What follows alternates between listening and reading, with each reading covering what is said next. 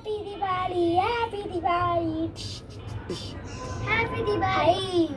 হুই হুই। কিন্তু আমার তো হ্যাপি দিওয়ালি হবে না। কেন? কারণ আমার বাবা আমার জন্য বাজি আনবে না। বাজি তো ভালো জিনিস না বাবা, এটাই ঠিক আছে তোমার জন্য। না, আমরা ঘর সাজানোর জন্য আমার মা কাপড় কাটছে আর আমি গাছের থেকে পাতা ছিঁড়ছি। হ্যাঁ, পাতাগুলো ভালো করে ধুয়ে নিতে হবে কিন্তু। হ্যাঁ মা, নয়তো তো কষ আমাদের হাতে লেগে যাবে। হ্যাঁ, আমরা এই রেডি তো, হচ্ছি। এখন আমরা রেডি হচ্ছি। হুররে! এবার আমি এখন এগুলো সাজাবো।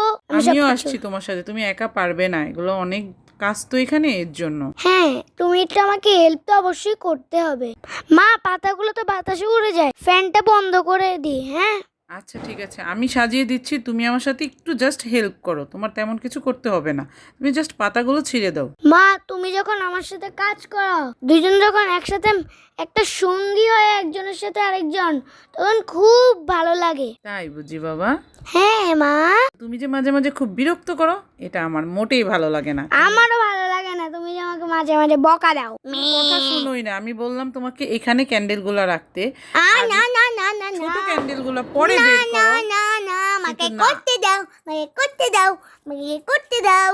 মা, এই মূলটা অনেক কিউট। এটা কোন পেজের থেকে নিয়েছো? আমার মনে হয় জান্নাতুল পেজ থেকে নিয়েছো না? হ্যাঁ হ্যাঁ বাবা, ওই যে ওই পেজ থেকে তো আমরা আগেও এনেছি, আর ওই যে তোমার জান্নাতুল ওই পেজ থেকে আপুটা খুশি হয়ে আমাদের আরো কয়েকটা মূল গিফট করেছিল। মূলগুলো এত সুন্দর।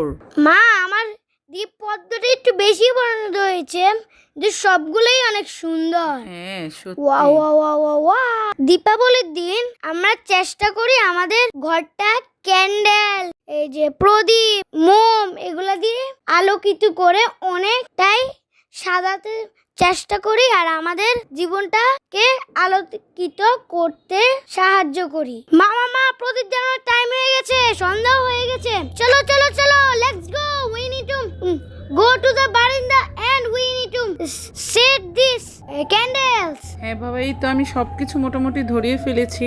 আমিও। আর এই যে দেখো তো আমাদের সিম্পলি আমাদের ডেকোরেশনটা কেমন হয়েছে বাবা। Wow, wow, wow. It is so beautiful.